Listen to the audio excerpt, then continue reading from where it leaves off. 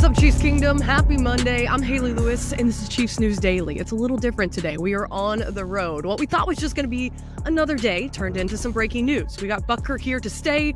We're going to talk about the kicker's extension coming up. Plus, it's another day of camp in the books. Kansas City back on the field, including a few players who were actually sidelined last week due to some injury. We have the latest injury update, one official roster move that happened over the weekend, and there's a former Raider in Chiefs territory. We talk about it all. First, give us a like and subscribe right here on the KCSN YouTube channel, and let's get into it.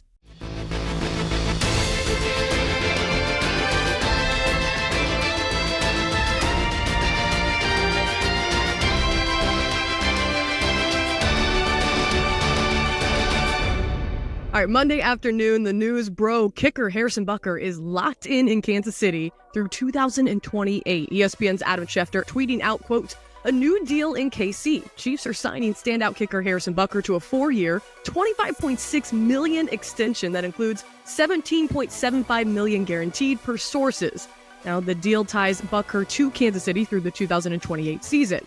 Butker represented and negotiated the deal himself. Schefter added that Harrison Butker had 1 year remaining on the 5-year deal worth $20.3 million that he signed in 2019 that was scheduled to pay him $3.945 million this season. Now, he adds on 4 more years to become the highest paid kicker in NFL history. Now, according to Schefter, Butker takes the cake when it comes to kicker pay stubs. Look at this. The 29-year-old is leading the way as the highest paid kicker in the NFL, also on a per-year basis, raking in $6.4 million. Justin Tucker following at just $6 million. According to NFL.com, Butker has been a stabilizing weapon since joining the Chiefs in 2017. He's aided all 3 of Kansas City Lombardi lifting victories since 2020, including nailing the Super Bowl record-setting 57-yarder in February's win over San Francisco.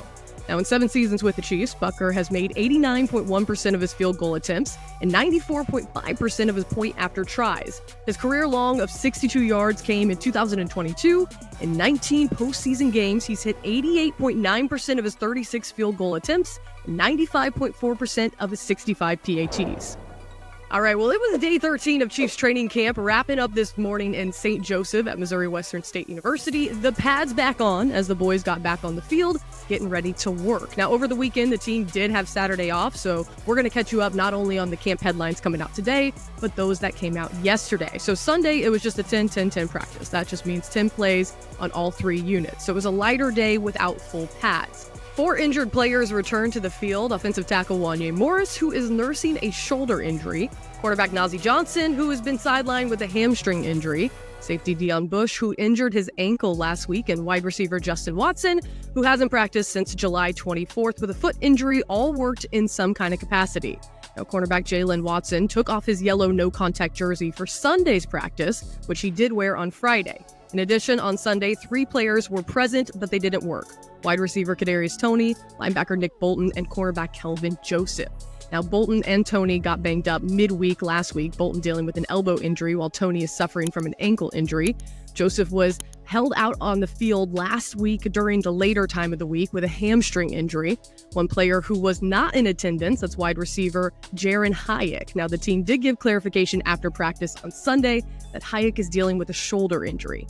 Now, today the team was back in full pads and they worked a little more on install. Monday remained with a few more sideline. Bolton, Joseph, and Hayek all still not working today. However, Toney did make his return as seen working with the drills with the wide receivers. Now, Jalen Watson was put back into the yellow no-contact jersey for today's padded work. Now, on Friday, we discussed the team's newest addition, tight end Jacorius Spivey. Now, Spivey was spotted on the field wearing the number 85, previously worn by Isaiah Gathings, who injured his hamstring last week.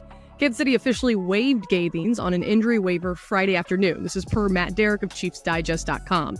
He said by waiving Gathings with an injury waiver, the tight end goes unclaimed. He'll become a free agent rather than landing on the Chiefs' IR.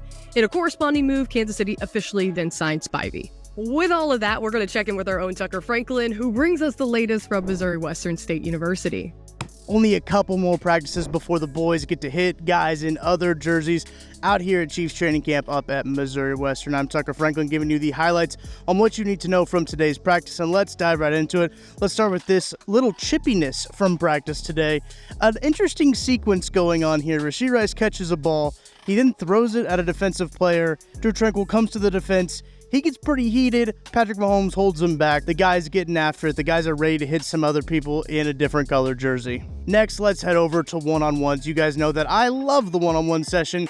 And one guy that has been really impressing me, you've probably heard me talk about it last week, you probably heard me talk about it last episode, it's Kingsley Suamataia. He has been performing at a very high level ever since camp started. He has been progressing, being able to beat Felix Anudike-Uzomah twice on these couple reps here. Been really impressed with him so far this camp. It would not be a training camp update if I did not have a Travis Kelce and Patrick Mahomes highlight to show you. So here's this one right here. A little hook and ladder action. Travis Kelce really wanting to throw out the lateral this year. I really think it's going to happen. I think this is the year. He's been lateral to Isaiah Pacheco. Twice he's done that now too, but this is a hook and ladder. Don't know if it's designed. Looks like a Travis Kelce improvisational play here, but I do think that we are going to see this in the season. Last one to wrap it up here, another tight end play. This was Noah Gray. Patrick Mahomes in the long drive session lofts one to Noah Gray right here.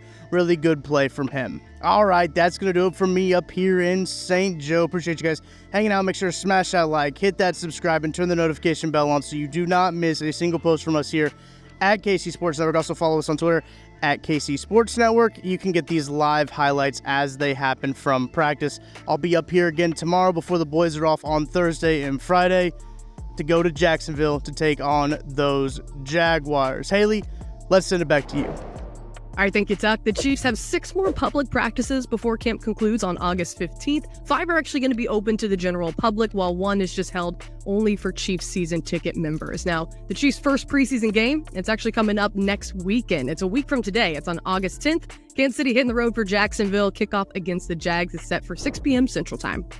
All right, let's get to those post-practice pressers. Say that 5 times fast. Today, we heard from head coach Andy Reid, defensive back Chamari Connor, and punter Matt Araiza. Kicking things off with Big Red, here's what head coach Andy Reid said at the podium today.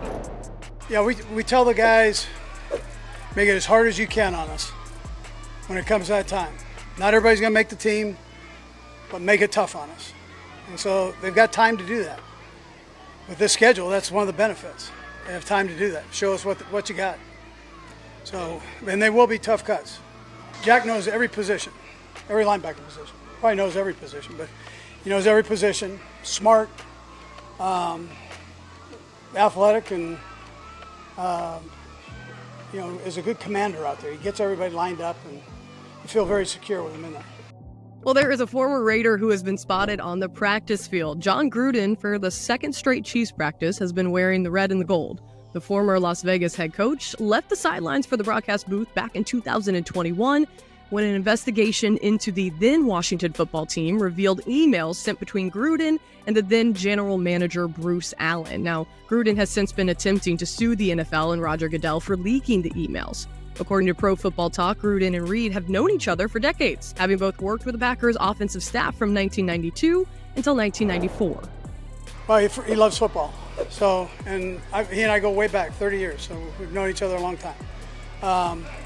So it's good to get him up here. He's always got good input on things. Very smart, very good football, great football coach. So enjoy having him around. Great energy. Last but not least, it's a first-year player with Kansas City, punter Matt Araiza, coming to KC by way of Buffalo. I have 2 veteran specialists and 2 veteran special teams coaches, so I can trust everything they say. I feel like they're doing a great job preparing me, going through all the different situations. I mean, we've had some crazy high-level conversations, and I love it. Yeah, he does. He makes certain adjustments, and we've gone through everything, and we rep it out a lot. It's honestly just reps. We've got a ton of practice at it back in OTAs here, so feeling real confident about that. Alrighty, folks, that does it for another episode of Chiefs News Daily, this version from the side of the road. We're going to be back again tomorrow, not on the road, but we will have more content coming your way after another day of Chiefs camp. We will wrap it up. As always, give us a like and subscribe right here on the KCSN YouTube channel. We'll see you tomorrow night at 7 p.m.